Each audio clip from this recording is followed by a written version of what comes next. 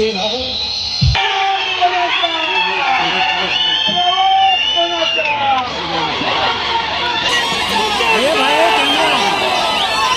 एक कैमरा एक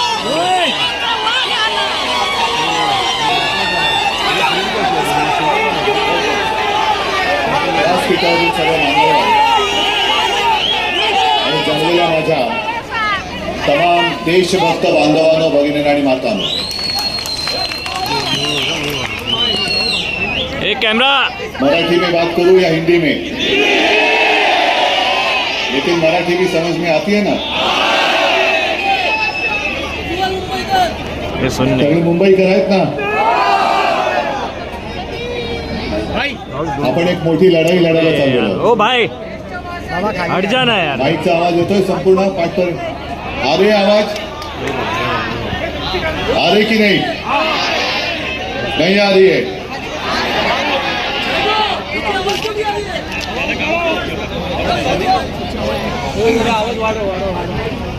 येतोय आवाज?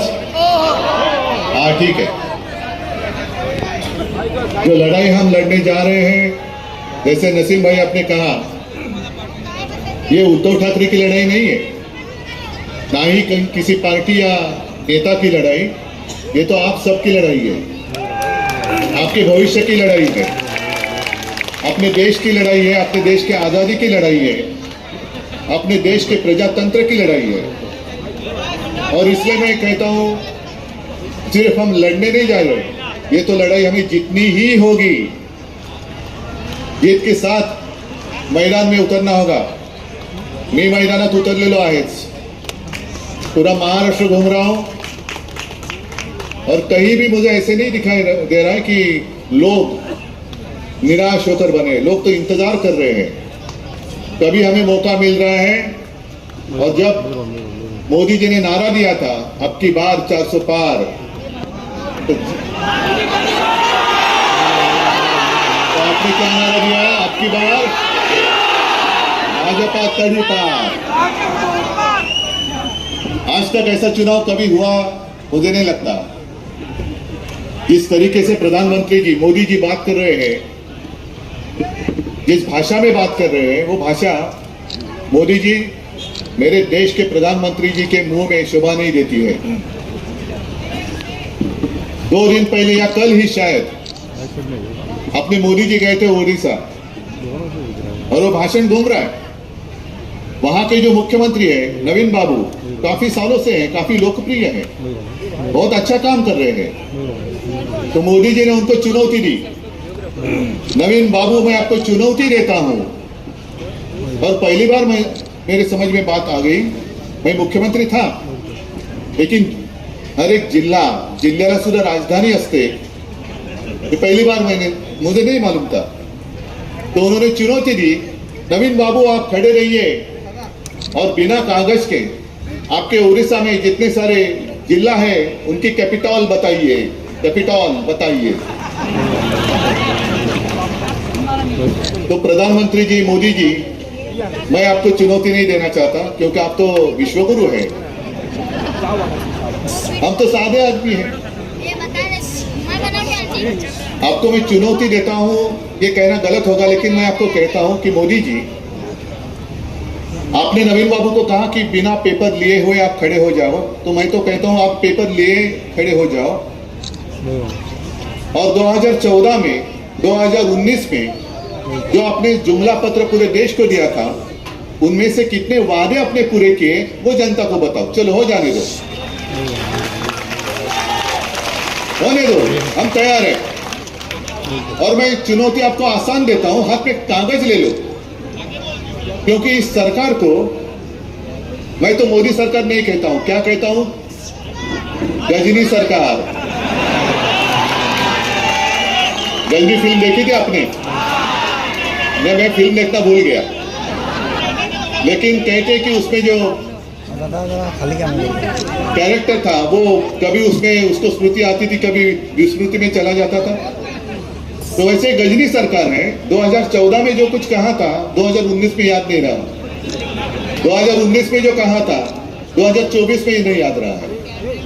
और अब आप देखते होंगे हर दिन अखबार में जो उनके एडवर्टीजमेंट छपते हैं, पता ही नहीं चलता है 2014 की बात आज क्यों कह रहे हैं। सबको हम रोजगार देंगे, दिया किसको? यहाँ हर व्यक्ति को हम घर दे देंगे। कितने लोगों को घर मिला बताओ? और इन्हीं का मैं आवाज येतोय ना रे? मैं कैसे ला मैं पीछे भी आ रही है ना आवाज? हाँ आ रही है तो हाथ ऊपर करो। हाँ बस। तो कितने लोगों को आपने नौकरी दी नहीं पता। और पुराने आपके जो भाषण है वो निकाले ना सोशल मीडिया पर। आपकी जो सोशल मीडिया टीम है जो ट्रोलिंग करती है, ये करती है, वो कहती है, उनको ही कहो कि आपके पास पूरा खजाना है आपके भाषण का। और एक भाषण मुझे आज भी याद है, एक जनसभा को संबोधित करने कर रहे थे और उन्होंने पूछा, भाई और बहनों आप बताओ गैस की कीमत नीचे गई कि ऊपर गई? डीजल की कीमत नीचे गई कि ऊपर गई? पेट्रोल की कीमत नीचे गई कि ऊपर गई? तो गैस, डीजल, पेट्रोल मतलब जीडीपी बढ़ गया कि नहीं बढ़ गया? और फिर उन्होंने कहा कि जब आप मतदान के लिए जाओगे तो खास कर महिलाओं को कहा उन्होंने कि आप मतदान के लिए जाते वक्त घर में जो सिलेंडर है गैस का उसको नमस्कार करके जाइए। मोदी जी आपका नारा तो हवा में गया 400 पार, लेकिन उस वक्त जो गैस सिलेंडर की कीमत थी 400, अब कितने पार हो गए? 1000 के ऊपर। अरे बीच में जो लहसुन खाते हैं हम लोग, गार्लिक, वो 400 पार गया था और मोदी जी ने नारा दिया 400 पार, तो बेचारा शर्मा गया और नीचे आ गया।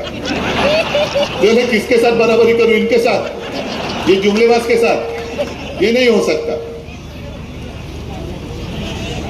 अनिल देसाई जी संबोधित कर रहे थे, मुझे लगा पल भर के लिए मैं ही उम्मीदवार हूं क्योंकि मेरी तारीफ करते जा रहे थे। लेकिन अनिल के लिए मैं आया हूं और मैं आपको पूछना चाहता हूं कि आपको आपका सांसद कैसा चाहिए? गद्दार चाहिए कि खुददार चाहिए? एक स्वच्छ प्रतिमेचा पाहिजे, चारित्र्यवान चाहिए कि दूसरा कैसा है आपको पता है? इसके व्यक्तिमत्व के ऊपर कोई भी उंगली नहीं उठा सकता। शुद्ध चरित्राचा आणि चारित्र्याचा उमेदवार दिलेला है। कैसी बात करता है वो भी आपने देखी है। और मैं चाहता हूं कि अनिल देसाई यहां से सांसद बनकर दिल्ली जाए, आपके भविष्य के लिए जाए। जो भी आपकी समस्या है, मैं तो मुझे लगता है शायद पहली बार आपके यहां आया हूं, क्योंकि एक बीच में दीवार थी अपने, हम तो एक दूसरे के साथ लड़ाई करते थे। अब आपको भी पता चला होगा। एक सवाल मैं आपको पूछता हूं, क्या मैंने हिंदुत्व छोड़ा है? लेकिन मेरा हिंदुत्व आपको मंजूर है या नहीं है? मेरा हिंदुत्व और भाजपा के हिंदुत्व में फर्क है या नहीं है? मैं भी जय श्री राम कहता हूं, लेकिन मेरा जो हिंदुत्व है वो हृदय में राम और हर एक हाथ को काम देने वाला हिंदुत्व है। हमारा जो हिंदुत्व है वो घर का चूल्हा जलाने वाला, रोजी रोटी देने वाला हिंदुत्व है, घर जलाने वाला हिंदुत्व नहीं है। वो हिंदुत्व मुझे मंजूर नहीं है। आज ही कुछ पत्रकार मुझे मिलने आए थे, उन्होंने कहा कि उद्धव जी हर वक्त जब भी चुनाव नजदीक आते हैं तो मोदी जी भारत पाकिस्तान क्यों कहते हैं? मैंने कहा पता नहीं, शायद मोदी जी गए थे नवाज शरीफ जी का केक खाने के लिए, तो उनको ऐसे लगता होगा कि हर चुनाव में पाकिस्तान का मुद्दा अगर हम उठाएं तो चुनाव में हमें केक वॉक मिलेगा, सीधा जाएंगे हम पाकिस्तान। अब ये नौटंकी बहुत होगी। हिंदू मुस्लिम। प्रधानमंत्री जी आप जो कहते हैं, क्या देश की समस्या के ऊपर आपने कितने बार भाषण में उल्लेख किया है? आपने कभी सुना?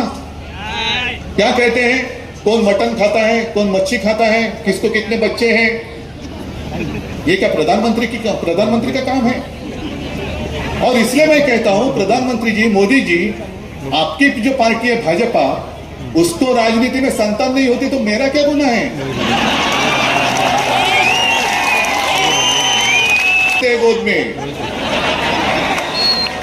हमें कोई आवश्यकता नहीं, हमारे पास चाहे जितने लेके जाओ, जितने गद्दारे लेके जाओ, कम पड़ते हैं और मैं देता हूं, लेकिन आप कोई गद्दार नहीं है मेरे पास। जरूरत आपको है, हमें कोई आवश्यकता नहीं है। अरे ऐसे कुछ नहीं है कि शिवसेना वहीं पहली बार टूट आई है, किसी ने तोड़ने की कोशिश की, कई बार तोड़ा, लेकिन जब भी शिवसेना पर आपत्ति आई तो शिवसेना 10 गुना नहीं, 100 गुना नहीं, कई गुना, लाखों से भी ज्यादा शक्तिमान हुई है। और खास कर आज मैं यहां आया हूं तो मुंबई की समस्या और इसी चुनाव क्षेत्र में धारावी भी आती है। आपकी भी झुग्गी झोपड़ियां बहुत कुछ है, यहाँ बहुत सारी है। भाजपा की जो एक उम्मीदवार है, प्रत्याशी है बोरीवली से, क्या नाम है उनका, पीयूष गोयल, वो हमारे फिशरमन्स कॉलनी में गए, कोळीवाड्यात गेले, तो नाकाला रुमाल लावून गेले। या ऐसा सांसद जाएगा और आपकी समस्या वहां कुछ बोलेगा उसके ऊपर? लेकिन एक बात आप जरूर उसके ऊपर ध्यान देना चाहिए, गंभीरता से ध्यान देना चाहिए। जो पीयूष जी ने कहा कि भाजपा मुंबई झुग्गी झोपड़ी मुक्त करना चाहते हैं, बड़ी अच्छी बात है, लेकिन उसके आगे जो उन्होंने कहा कि सब जितनी झुग्गी झोपड़ियां हैं हम भेज देंगे, कहा सॉल्ट पैन में, आपको मंजूर है क्या? शिवसेना प्रमुख जी ने भी एक योजना बनाई थी जिसके ऊपर काम हुआ भी है, चल भी रहा है। जहां झुग्गी झोपड़ी है वहीं पर उसी का घर होना चाहिए। धारावी के जो लोग हैं उनको लेके जा रहे हैं सॉल्ट पैन मुलुंड में, और वो जो जमीन है वो किसके जेब में डाल रहे हैं? अडानी, धारावी अडानी कड़े, पूरा टीडीआर निकला है, उन्होंने पूरी मुंबई अडानी के मुंह में डाल रहे हैं। बांद्रा रिक्लेमेशन में जो एमएसआरडीसी का ऑफिस है वो भी जमीन अडानी को, एयरपोर्ट अडानी को, धारावी अडानी को, सब अडानी को। और यहाँ के जितने सारे उद्योग थे वो वहां लेके गए गुजरात। और मोदी जी आप मतलब क्या एक कहां से आपको ये कोण तुम्हाला विनोद सुचवतो मला माहिती नाही, मोदी जी स्वतःच बोलले अडानी आणि अंबानी बद्दल। तो फिर मैंने कहा कि इतना आपको उसके उनके ऊपर गुस्सा है। अडानी और अंबानी ने राहुल गांधी जी को कितने ट्रक भर भर के माल दिया है। अरे आप तो टेम्पो भर के, तो आपके हाथ में पूरे देश की सत्ता है ना, ईडी, इनकम टैक्स, सीबीआई है। वो क्या ठेले पे बैठे थे उस वक्त जब टेम्पो भरकर माल जा रहा था राहुल गांधी जी के घर पर? तो आपके जो ईडी वाले वगैरह थे वो क्या कर रहे थे? क्या चूना लगा रहे थे? हाँ, कि ठेले पे बैठे थे चकना लेके? क्या कर रहे थे? लेकिन एक बात ध्यान में रखो, मोदी जी ने बात कही, मतलब उन्होंने जाहिर कर दिया, उन्होंने जो नोटबंदी की थी, क्यों की थी? काला धन नष्ट करने के लिए। काला धन नष्ट करने के लिए आपने जो नोटबंदी की थी, उसके बावजूद अगर ये लोग काला धन राहुल गांधी जी को दे रहे हैं, मतलब आपकी नोटबंदी नाकामयाब हुई है, नाकामयाब हुई है। और अब उनकी आंख है मुंबई के ऊपर, खुलेआम मुंबई को लूट रहे हैं। मैं मुख्यमंत्री था, महाविकास आघाड़ी, सब नसीम भाई और राष्ट्रवादी और कांग्रेस सारे लोग मेरे साथ थे। किसी की हिम्मत नहीं हुई थी मुंबई की ओर तिरछी नजर करके देखने के लिए, ना महाराष्ट्र की ओर। और मैंने तो आपको वचन दिया है, अपनी सरकार तो जरूर आएगी, इंडिया आघाड़ी की सरकार जरूर आएगी। और जैसे वहां दिल्ली में अपना प्रधानमंत्री बैठेगा, मैं आपको वादा करता हूं, आपको वचन देता हूं, जितना लूटा हुआ मुंबई और महाराष्ट्र का वैभव है, मैं वापस मुंबई और महाराष्ट्र को दे दूंगा। आपके आंखों के सामने आपकी रोजी रोटी छीन कर वो लेके जा रहे हैं। मेरी गुजरात से कोई दुश्मनी नहीं है, गुजरात भी मेरा है। मुंबई में कई सालों से बहुत सारे गुजराती परिवार रहते आए हैं।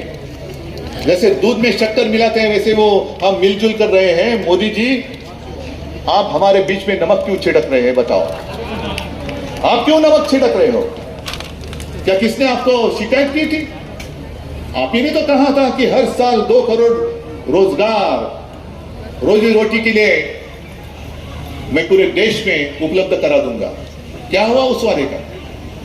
अच्छे दिन कहाँ है? किसके आए अच्छे दिन? अडानी अंबानी के तो आए, लेकिन जो और एक वादा उन्होंने किया था, हर एक के अकाउंट में 15 लाख रुपए आए। मुझे एक आदमी अगर हाथ उठाकर कहेगा तो मेरा भाषण में ही रोक कर घर चला जाऊंगा। आप बताओ, आपके किसी के अकाउंट में अगर 15 लाख आए होंगे तो हाथ उठाकर कहो, मैं मेरा भाषण बंद करूंगा और मोदी जी को कहूंगा कि चलो और जाओ आगे। 15 लाख दिए, अभी 30 लाख दे दो। किसी के अकाउंट में 15 लाख आए तो नहीं, लेकिन भाजपा के अकाउंट में 10,000 से भी ज्यादा करोड़ रुपया कैसे आए, कहां से आए? चंदा दो और धंधा लो, चंदा दो और धंधा लो। या गरीब लोग आपके पास जब काम मांगते हैं, आज ही मेरा एक इंटरव्यू आया है, सामना में आया है, चैनल में भी आया है, मराठी में है, तो मैंने यही कहा कि जब भी चुनाव आता है तो मोदी जी कहते हैं राम राम राम राम, और जब चुन कर आते हैं और कोई उनके पास जाता है तो कहते हैं मरा मरा मरा मरा। यही इनकी नीति है। मुंबई के लिए आपने क्या किया, महाराष्ट्र के लिए क्या किया? और अब सुना है कि आने वाले कुछ दिनों में मुंबई में वो रोड शो करने जा रहे हैं। मोदी जी, मेरी विनती है आपको कि इस रोड पर रोड शो करके दिखाओ, इस रोड पर करो। देखो लोग कैसे रहते हैं। मन की बात आपने की, लेकिन जन की बात कौन सुनेगा?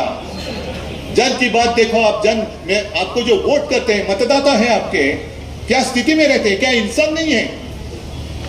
मैं जब मुख्यमंत्री था, आप मुझे बताओ कि कभी मैंने आपके बीच में भेद किया? कौन हिंदू है, कौन मुसलमान है, सब जब मैं उस कुर्सी पे बैठा तो संविधान की शपथ लेके बैठा था। मोदी जी जैसे आप बैठे हैं, मैं किसी के साथ भेद नहीं करूंगा।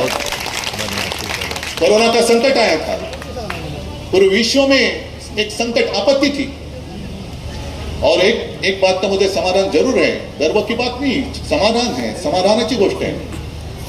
कहते हैं कि चाइना में 15 दिन में फील्ड हॉस्पिटल उन्होंने खड़ा करके दिखाया था।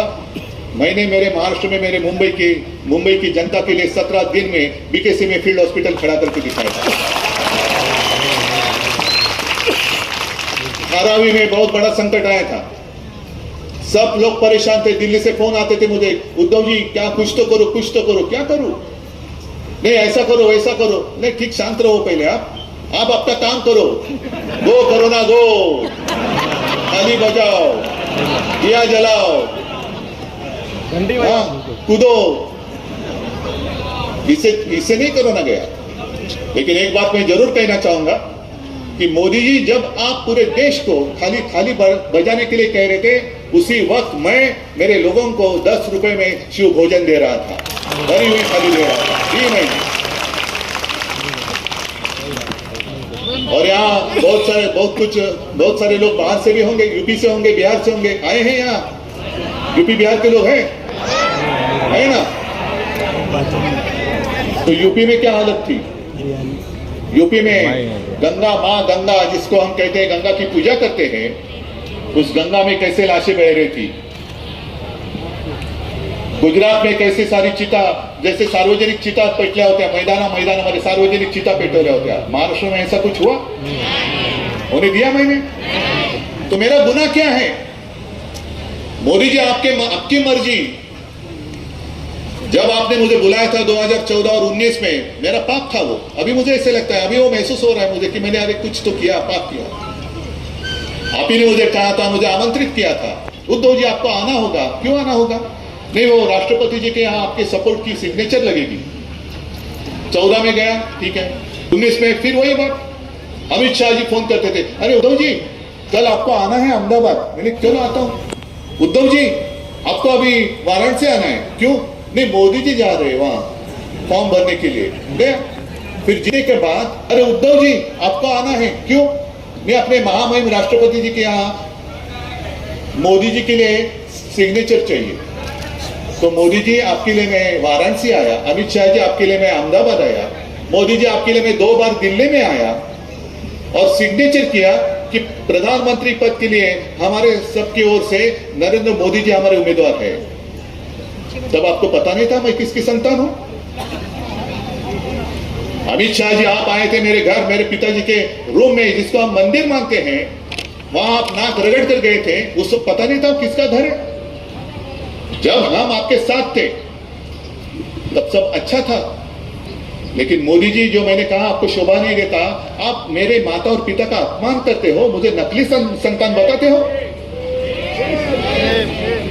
अरे हाँ ठीक है, यहां मुस्लिम इलाका है, मैं बाला साहब का बेटा हूं, लेकिन इनको पूछो मैं असली हूं या नकली हूं।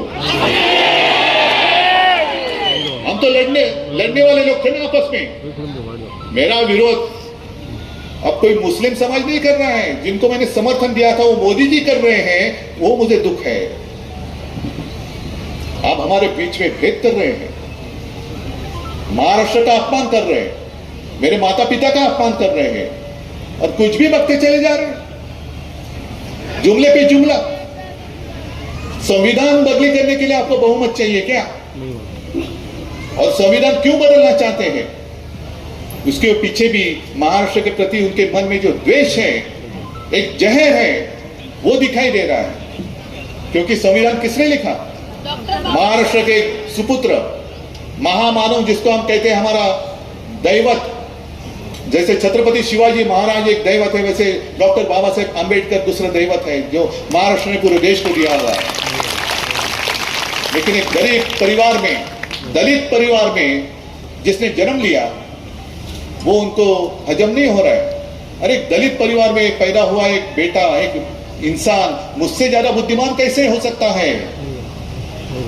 यही उनका पेट दर्द है, पेट में दर्द इसीलिए है कि ये दलित परिवार का बेटा, और वही मानसिकता जिसको मैं गोमूत्रधारी कहता हूं, बुरसट लेली गोमूत्रधारी मानसिकता, जिसके खिलाफ मेरे दादा प्रबोधनकार ठाकरे और डॉक्टर बाबा साहेब आंबेडकर जी ने एक संघर्ष किया था, वही मानसिकता आज दोबारा उस संविधान को बदलना चाहती है। क्यों? क्योंकि एक दलित के बेटे ने देश का संविधान लिखा, ऐसे कैसे हम मान सकते हैं? अरे उसी संविधान ने तो देश चलते आ रहा है, और उसी संविधान पर आगे भी कई साल भाजपा रहे ना रहे, भाजपा तो इस चुनाव में कहां जाएगा पता नहीं, लेकिन संविधान हमारे देश का आगे कई हजारों लाखों साल तक चलेगा, यही संविधान चलेगा। ये कोई ऐसी किताब नहीं है कि जैसे पढ़ने के बाद फेंक दिया, रद्दी मध्ये फेकून दिला, असं काही पुस्तक नहीं है। बाबा साहब आंबेडकर ने पूरा सोच समझ कर वो संविधान दिया है, और वही संविधान आपको हजम नहीं हो रहा है क्योंकि आप तानाशाह बनना चाहते हो। हम तानाशाह को बर्दाश्त नहीं करेंगे, बिल्कुल नहीं करेंगे। इस सारे जो लोग हैं इस देश के नागरिक है, इसलिए मैंने शुरुआत में कहा देशभक्त भाई और बहनों, देशभक्त भाई और बहनों, मोदी जी आप कितनी भी कोशिश करो, इस बार आपका बेड़ा पार नहीं होने वाला। कितनी बार कितनी भी कोशिश करो, 10 साल पूरे देश ने और खासकर महाराष्ट्र ने आपको 40 से भी ज्यादा सांसद दिए, 40 से ज्यादा सांसद एक राज्य से मिले। आपने आशीर्वाद मांगा, महाराष्ट्र ने दिया, और महाराष्ट्र ने क्या मांगा और आपने क्या दिया? जब मैं मराठवाड़ा में घूम रहा था, विदर्भ में घूम रहा था, वहां के काश्तकार जो है, किसान जो है, आक्रोश कर रहे हैं कि देखो उद्धव जी, अभी तो आप आज की स्थिति में मराठवाड़ा में पीने के पानी की समस्या है। आज कौन बोल रहा है? कोई जा रहे हैं वहां? मोदी जी जा रहे हैं, हमारे गद्दार जो है बैठे वहां पर, वो जाकर बैठ रहे हैं। इनको तो अपनी पड़ी है, बस तुम्ही जगा किंवा मरा पण मला पंतप्रधान करा, ये इनकी नीति है। और ऐसे सब महाराष्ट्र को लूटने वाले, मुंबई को लूटने वाले मोदी जी और उनके साथी फिर से एक बार आपके पास वोट मांगने आए हैं। अरे मुंबई का सपना मैंने देखा है, जैसे वो कोस्टल रोड दिया, हाँ वो हमारा शिवसेना का सपना था, जिसको पूरा करने के बाद आपने उसका क्रेडिट लेने की कोशिश की, लेकिन पूरी दुनिया जानती है वो किसने किया है। और जैसे हमने कोस्टल रोड बनाया, उसी तरीके से नसीम भाई, त्यावेळेला मी म्हणजे 14 साली केंद्र सरकार को मैंने एक प्रस्ताव दिया था। बहुत सारे लोगों को पता नहीं कि मुंबई को 2 किनारे, एक पूर्व आहे आणि पश्चिम आहे। पूर्व किनारा जो आहे तिकडे सगळं डॉकयार्ड आहे, नेव्ही आहे, गोरी बंदर वगैरह वगैरह सगळं जंकयार्ड है। तो मैंने कहा था, गडकरी जी को दिया था और कहा था कि यहाँ जो अब नहीं चाहिए वो आप लेके जाओ, बाहर लेके जाओ, लेके जाओ। जो काय त्याला म्हणतात दारूखाना वगैरह है, लेके जाओ गुजरात, लेके जाना चाहते ना वो लेके जाओ गुजरात के लिए, हमें कोई आपत्ति नहीं है। लेकिन मुंबई के लिए एक अच्छी जगह हम बनाना चाहते हैं, एक सुंदर चांगला समुद्र किनारा। क्या है आप परिवार को लेके कहां जाएंगे बताओ, कहां जाते हैं आप घूमने के लिए, है कोई ऐसी जगह? एक तो आम्ही झू बनवला, जिजामाता उद्यान, त्याच्यामध्ये पेंग्विन आणले, काय आणि मोठं काऊर उठवलं, पेंग्विन पेंग्विन पेंग्विन। लेकिन आपको शायद पता नहीं होगा, उसी पेंग्विन के कारण वहां हजारों लाखों टूरिस्ट और मुंबईकर भी वहां जाते हैं अपने परिवार को लेके। ये हमारा काम है। और अब वहां पेंग्विन को बच्चे होने लगे हैं, तो यूपी और गुजरात सब मांगने लगे, हमें दे दो पेंग्विन, हमें दे दो पेंग्विन। फिर वही बात, बच्चा दूसरे का, हमें दे दो हमें दे दो हमें दे दो। अरे ना आपके पास कोई सोच है, ना आपके पास कोई विचार है, सब रेडीमेड चाहिए उनको, रेडीमेड। और जितने लोगों ने इनको आपत्ति में मदद की, सबको वो खत्म करने के लिए निकले। जो मैं पूछ रहा था आपको कि मैंने ऐसा कौन सा गुनाह किया था, क्या अपराध किया था? 2014 में आज मैं जैसा हूं वैसा ही था, लेकिन मोदी जी वहां प्रधानमंत्री बने और उसके बाद 2-3 महीने में जो चुनाव हुए विधानसभा के, तो उन्होंने एकनाथ खड़से को कहा कि आप उद्धव जी को फोन करो और कहो गठबंधन हमने तोड़ दिया है। क्या कारण था, क्या वजह थी? 2019 में आपने जो मुझे वचन दिया था वो तोड़ा, क्यों तोड़ा? तो ऐसे एक तो जुमलेबाज लोगों को अब दोबारा 3 बार, 2 बार तो हो गया, 2 बार तो गलती हो गई, तीसरी बार नहीं होनी चाहिए। और इसलिए मैं कहने के लिए आपको आया हूं, और मुझे पक्का विश्वास है, एक बात का जरूर मुझे और समाधान है, आज तक कई सारे मुख्यमंत्री हुए, आगे भी होंगे, लेकिन जो सौभाग्य मुझे मिला है, आप सारे लोग मुझे अपना परिवार का एक हिस्सा मानते, पूरा महाराष्ट्र हिस्सा मानता है। मैं टीवी पे आता था, डिमोनिटाइजेशन के लिए नहीं आया था मैं, कुछ ऐसी डरावनी बात करने के लिए नहीं आया था मैं, लेकिन उस वक्त जो भी मैंने कहा वो मेरी बात आपने मानी। और अनिल जी आपने जो बात कही कि पूरे देश में नंबर 1 मुख्यमंत्री मेरा नाम आता था, वो मेरा नाम नहीं था, आप लोगों का सहयोग था, इसलिए मेरा नाम आता था। और उस वक्त जो मेरी एक चिंता थी, एक अपनेपन से जो मैं आपसे बात कहता था, विनती करता था कि आप मुंह पे मास्क लगाओ, घर बैठकर काम करो, ऑफिस में मत जाओ, दुकान बंद करो, तो आपने बात मानी। तो उसी प्यार से, अपनेपन से आप कह रहा हूं कि कृपा कर इस बार गलती मत करो।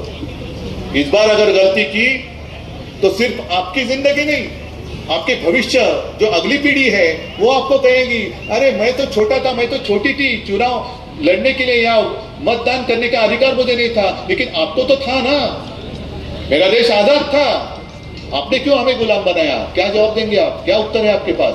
है कोई उत्तर? और इसलिए मैं उसी अपनेपन से कहता हूं कि अब की बार भाजपा तड़ीपार, मतलब इतना तड़ीपार करो कि दोबारा इस देश में भाजपा का कोई उम्मीदवार खड़ा नहीं होना चाहिए। और एक बात का ख्याल रखो, एक बात का ख्याल रखो, मराठीमध्ये मी बोलतो, हा भेकड जनता पक्ष है, मतलब डरने वाला हिम्मत नहीं है। अरे हिम्मत है तो ऐसा आ जाओ ना, आमने सामने हम हैं, आप आ जाओ। लेकिन ये सब चुरा कर रहे हैं। जो एक गाना था ना, चुरा के दिल मेरा, वैसे इनका चुरा के धनुष्यबाण मेरा। हाँ, तो ये चोरों को वोट नहीं देना। अपना सिंबल क्या है? कळलंय सगळ्यांना मशाल। आणि उमेदवार कोण? अनिल देसाई। एक अनिल पुढे, अनिलला मी अरे तुरे बोलतो कारण खूप जुना शिवसैनिक आहे, कडवट निष्ठावान शिवसैनिक आहे, बाळासाहेबांचा शिवसेना प्रमुखांचा शिवसैनिक आहे, स्वच्छ चरित्र असलेला, अंगावरती कोणताही डाग नसलेला, कोणतीही भानगडी नाहीत। हा, थोडं पुढे या, कोणत्याही भानगडी नाहीत आणि खासदार म्हणून त्यांनी उत्तम काम केलेलं आहे। म्हणून तुम्हाला एक तुमच्या हक्काचा निष्ठावान शिवसैनिक खासदार बनवण्यासाठी म्हणून दिलेला आहे अनिल देसाई आणि मशाल। एवढी मतं पडली पाहिजेत की विजय झाला पाहिजे विशाल. जय हिंद, जय महाराष्ट्र.